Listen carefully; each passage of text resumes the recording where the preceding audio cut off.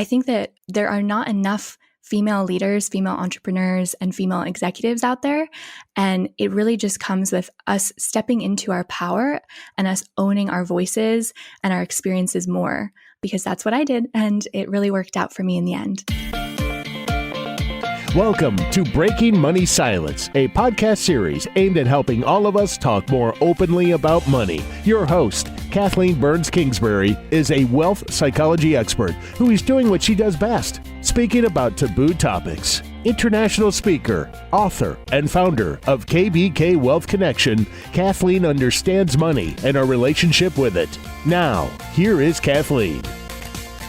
Today, I am joined with Charlotte DeMocker. She's the co-founder and chief operating officer at Penny. It's an exciting new digital media startup that seeks to help people master their money. So you can only imagine how much I loved this whole concept of Penny and the app that Charlotte has been part of developing.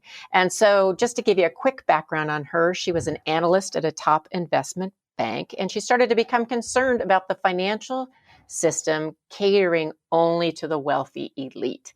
She saw millions of bright young people struggling to get ahead because they lacked basic understanding of finance. And so she embarked on this mission to correct the inequality by demystifying the topic of money. So just based on that introduction, you know why Charlotte is joining me here today on the Breaking Money Silence podcast. Thanks for joining us, Charlotte. Thank you so much for having me, Kathleen. Glad to be here. Yes, I actually think I stumbled over a write-up about Penny and then a little bit about you. And I thought, I have got to have Charlotte on for our Women in Business series because you are up to some really, really cool work. Now, before we get into what Penny actually is, I did notice that you often call yourself a social impact entrepreneur. So I'm really curious, what does that mean? And how does that fit with your firm and why you co-founded this company? Yeah, great question. So I really believe that social impact, you can use capitalism as a source for good in this world. And so I really think there's a huge opportunity to use capitalism, to use startups, to use, really savvy, disruptive companies to tackle some of the world's toughest, most systemic, most deeply rooted problems really creatively. So that's kind of what I speak to when I say social impact entrepreneur. I'm trying to really kind of create social impact by using companies, and everything that I do related to my companies is focused on generating some tangible impact or lasting good in the world. So that's really kind of what social impact entrepreneur means to me. But how that relates to Penny, Penny is really a deeply mission-based startup. So to us, that means that everything we do for our users. We exist for them. We're trying to solve their problems. We're trying to free them from debt and provide them a more stable, more independent life. And we're trying to do that with education. So that's kind of the social impact that we're trying to have. We want to close wealth gaps, whether it's like a gender wealth gap or, a minority wealth gap. And we want to ultimately allow people to live more financially stable, more financially independent lives, despite the fact that they may not have had access to the funding or the education that a lot of people did in the world that gave them a leg up. So that's kind of how it relates to Penny. That's what I believe in very, very deeply. And I'm really happy to be here because I know you share some similar opinions. Yes, I don't identify myself as a social impact entrepreneur, but now that I've just heard what you envision that to be, I think I'm one as well. I think so too. And so what I love about your mission, obviously, is the financial education piece, but also being someone that has presented and does a lot of work in the financial advisory world.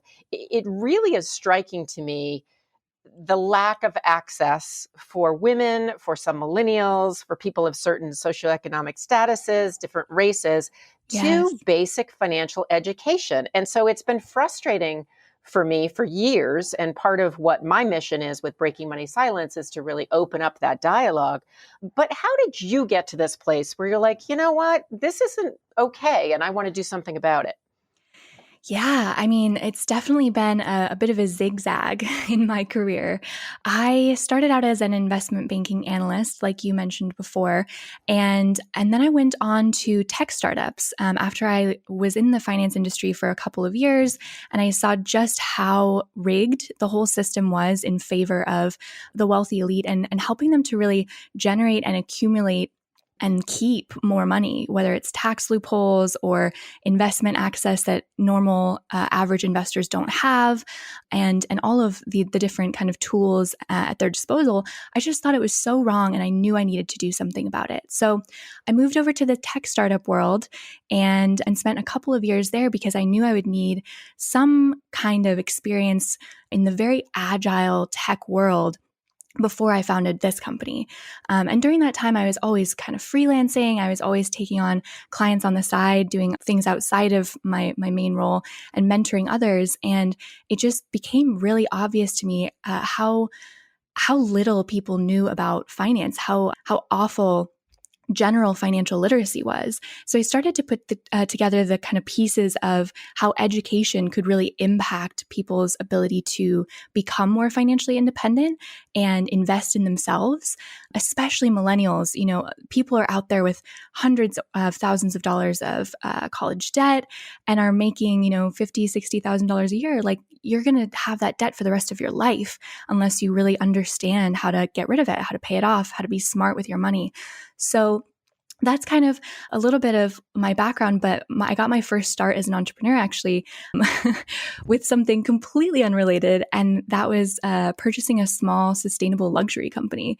Oh, really? Yeah. So that really taught me a lot about operating a company, keeping healthy margins, running logistics, really thinking like a businesswoman. So, and I actually still run it today, which has been a really fun, creative project to have on the side. So I highly recommend everyone, if you want to be a founder, if you want to be an entrepreneur, cut your teeth with something that you're passionate about and, make sure that you're financially literate so that you can really begin with the end in mind, I suppose, meaning you really understand the finances of a company before you're even getting into it. And so you can set yourself up intelligently before you even begin, which is kind of how I got to a point with Penny, essentially. That's how we started. So I'm curious about two things. One is about financial literacy, and I have always said that it needs to be more fun. It needs to be more interactive. It needs, Yes. it's not working because we're boring people to death. At least that's what it was 10, 15 years ago. And a lot of what's still out there, it's well intentioned, but it doesn't keep your attention. So tell the listeners a little bit about what Penny is, because I think it's a really cool concept and something that's fun and creative and different.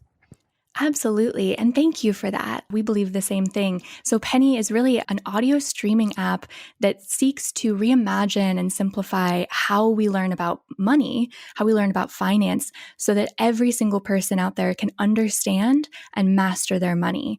So within the app, like you said, we're laser focused on making finance more accessible, making it so that there are no weird acronyms or no jargon, really no dry, boring lessons, because at the end of the day, it's an overwhelming subject matter. It's so broad and it's so intense and boring. And so people aren't going to stick with it and really stay interested if they can't understand it. And I feel like finance is really built in this kind of exclusionary way. I even felt that way, and I had a degree in finance and I was working in finance, and there was so much I felt like I still didn't understand. So we seek to break down those barriers, and all content at Penny is meant to be three things: actionable, accessible, and aspirational. So the accessible part is really us trying to break down those barriers and make it so that any person out there can listen to content in Penny, and it will be easy to understand, it'll be interesting, and it'll be easily translatable to their lives.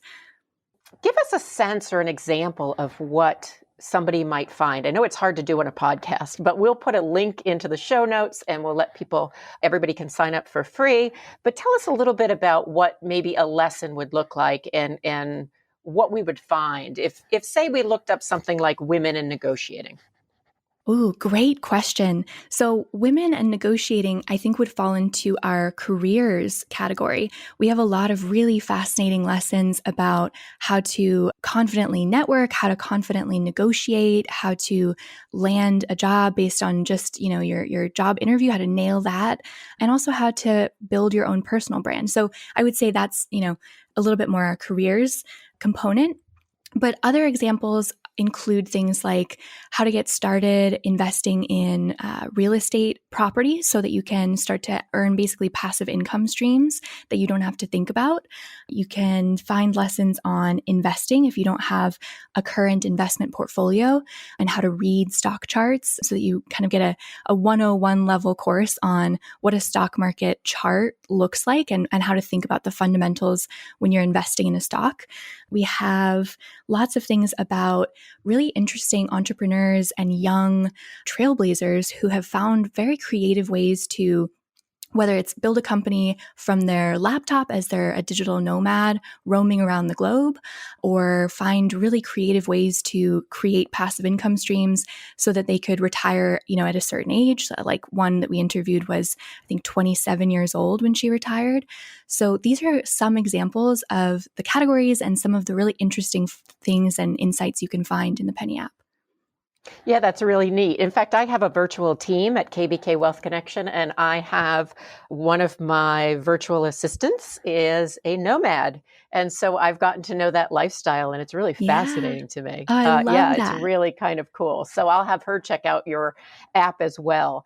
I have so many questions about you and being a woman in business, and a little bit about you and your co-founder. But before I ask those questions, I'm going to take just a quick break. So in a minute, we will be back with Charlotte DeMocker from Penny. Hey, it's Kathleen Burns Kingsbury, and I just wanted to tell you about my Breaking Money Silence Learning Lab. If you find negotiating fees and salaries anxiety-provoking, you're going to want to check out my online courses in the Breaking Money Silence Learning Lab. I will help you conquer your fear of negotiating, help you break money silence, and ultimately help you be more confident in asking and earning your worth. Each of the lessons are easily digestible video lessons as well as handouts. You'll get concrete action items, and once you finish the course, you'll have an opportunity to do a free laser coaching call with yours truly, me. So definitely check out the Breaking Money Silence Learning Lab. Go to breakingmoneysilence.com/negotiating. I hope to see you there.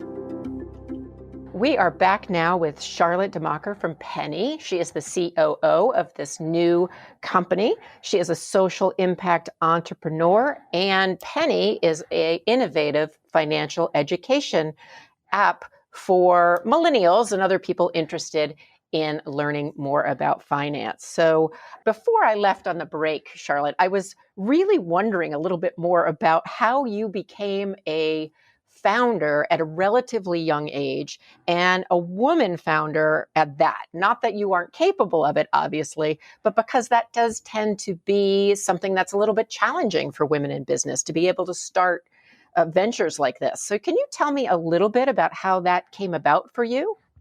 Absolutely. So I met my co-founder, our founder and our CEO. I met him when I was working in the investment banking industry, and I was very intrigued by his work that he did. He is a serial entrepreneur. He's had multiple successful companies that he's built from the ground up, and a lot of them have been related to education or social impact. And so we clicked right away because, we really both believe in that as a source for good and lasting impact in the world. And so over time, the more and more we talked, the more and more he really started to believe in just how strong of a force, I guess I could be. I love that for about this you. movement. Thank you. Yeah, so I think it was really his trust of me that allowed me to land in this position. I think that that's one of the reasons why it's so, so important for aspiring female entrepreneurs to network and put themselves out there. Your voice is valuable. Your perspective is valuable, and you should never shy away from advocating for yourself and expressing your opinions. Because the reason I did that is literally why I cultivated this relationship and was able to become, a young female entrepreneur and executive in my life. And I think too often women are, too shy, or they think that they don't have enough experience to add anything to the conversation, or they shy away from that seat at the table because they think they're not ready. I remember hearing a stat once that women really only apply for a job they feel that they're 100% qualified for. And men will apply for the same job if they feel like they're more than 55% qualified. So I think that there are not enough female leaders, female entrepreneurs, and female executives out there. And it really just comes with us stepping into our power and us owning our voices and our experiences more, because that's what I did. And it really worked out for me in the end. Yeah, no, I think that's great. In fact, I'm familiar with that statistic. And I was going to say, one of the things that's been advantageous to me in my business career is my ability to blurt things out, Right. which isn't always, you're not socialized as a woman to blurt things out. But sometimes I've blurted things out and landed jobs or contracts or started conversations. And so really owning that power is important. Now, I'm hoping I don't have to ask this question in a few years, but I'm going to ask the infamous gender question. Your co-founder is a man, and I know often men have an easier time getting funding. And I also know there's some value to having a diverse team in terms of gender and other perspectives. So how do you think that that's helped in your mission? And do you think it has to do with gender, or do you think it's another factor that's made you and your co-founder such a good team? Yeah, that's such a great question. And like you said, I hope that we will stop having to ask this question.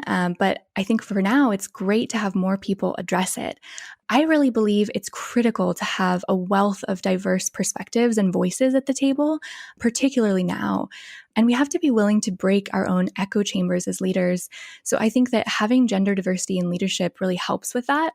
It also, yes, it does help with funding. I think having a diverse team and having a wealth of perspectives and experiences makes you a more appealing executive team, because when you have just, I hate to say this, but when you have a bunch of old white men running a company, there isn't a whole lot of diversity of perspective or opinion. And so you tend to see just the same thing happen over and over again. And I really think that it's important to have people who are global. I mean, my CEO is from Singapore. He grew up in Malaysia. He has an incredibly worldly perspective after going to university in London. And we have other people on the team who continue to add to that diversity of perspectives and opinions. And we're really, really cognizant about creating and cultivating an environment where every single voice and perspective is heard and valued and welcomed. And I think that has really helped us to shape our product in a way that has garnered more trust from the market. So it's really critical to our operations, but I do think it does help with our mission overall, because in order for our content to be applicable and relevant to every single person out there, we have to be thinking through what is that perspective for non-binary genders, what is that perspective for women, for men, for all walks of life, every ethnicity and cultural heritage under the sun. So we think that it's really critical beyond just the gender diversity to have a huge variety and array of diversity just as a whole within the company. I hope that helps. I know, it was less gender related, but I do find that has helped us so far. But we're also very blessed to be privately funded at the moment. And so it kind of remains to be seen a little bit what will occur and how much of an impact our gender diversity at the top will have as we start to raise money. No, I think that's great. I mean, I think gender diversity fits in overall diversity. So really what you're talking about in the mission of your firm, obviously is the financial education, but I really think what is also important is you're looking at how different people might approach this topic of money. and different life experiences, different cultures, different races, different sexual orientation. And I think that that's really key. So I'm really glad you shared that. And I do think it's a broader conversation than just gender. Now, one of the things that I'm curious about as a woman in business and looking to you and kind of what you're doing as someone who is really making a big splash is for anyone who's listening to our podcast right now, if they want to have more of a social impact, whether that's they're a woman and they're in business and they want to do it that way, or whether they just want to use their money and their investments to have a social impact, do you have any tips about how they could go about doing that and start to put some of what we talked about today into action? Yes, I love this question. Thank you for asking this. I think that is absolutely doable today, right this moment. And you can do so many things in your world to have more of a social impact with your money. If you're a business person, that comes in the form of, you can allocate a certain percentage of your profits to causes that you really care about. But even if you don't have a business that you're kind of approaching this directive through, you personally can still back causes or initiatives you believe in through donations, and that is tax beneficial to you as well. But you can also invest your money into funds that are, social impact or sustainability focused. A lot of millennials and Gen Zs are starting to do more and more of this, and so that's really changing the world of finance, because what that means is all of these oil and gas kind of profitable sectors eventually will die out, and they'll be forced to adapt to a much more progressive world as we continue to do that. So there's that. But investing your money into funds and keeping it in accounts at banks that also have, a very progressive attitude is one thing that you can do. Thirdly, you can purchase companies and brands that really align with your beliefs and your values, whatever they may be. That goes for home goods, that goes for food products, that goes for beauty. You can always invest in and purchase things for your household that directly align with your own desired social impact. So to recap, basically, back causes you believe in, invest your money into funds that have a social impact or a sustainable focus, and buy products that you really love the missions of and support those companies, so that we can kind of break down these big box stores that are so catastrophically bad for the environment and for even just the human capital side of things too. So support brands that you really love and that you want to see their mission have that social impact that they're vying for. Those are probably my three biggest tips for using your money to change the world. I think those are great tips. And, what comes up for me and you sharing those tips is that it can actually be kind of fun to look for places in which you can support businesses that align with your values. Oh, yeah. Yeah. And so I would say 2 years ago, I joined a New England Women Investing Network group. And so basically what we do is we just talk about and learn different ways in which we can invest our money, and it can be purchasing a product from a company that you believe in, or banking with a community bank versus maybe a bigger bank, to figure out how you can live your values. So it's actually been a fun process for me. And I've been in the world of finance for a long time, but never really thought about it at that level. So it's kind of shop local, but it's also, Yes. support things that you believe in. So shop according to your values, spend according to your Exactly. values. It's really quite fun. And maybe that's the show we need to have you back on in the future, Charlotte, to talk more about that, because obviously we could talk all day about the things that we are passionate about. But we are almost out of time. So I want to make sure that listeners know how to access your app and how to find out more about you and more about Penny. If you'd like to learn more about Penny and just access an easy button to download the app, you can head to www.penny.fm and you can find out more, and as well as download. You can also check out our Instagram. We try to post really, informative content and educational content, and that is on Instagram at penny.app. Awesome. Awesome. So thank you so much for your time today and for breaking money silence with me. I feel like this is the beginning of a very long money conversation between the two of us. I sure hope so. Thank you so much for having me. I really appreciate it, Kathleen. Thank you for listening to Breaking Money Silence, hosted by Kathleen Burns Kingsbury, a wealth psychology expert, author, and founder of KBK Wealth Connection. If you like what you heard today, be sure to subscribe on iTunes or your favorite podcast app and leave a review. Also, share this episode with your friends and family. It is a great way to get the conversation started. For more money talk tips and information, or to hire Kathleen to speak at your next event, go to www.breakingmoneysilence.com.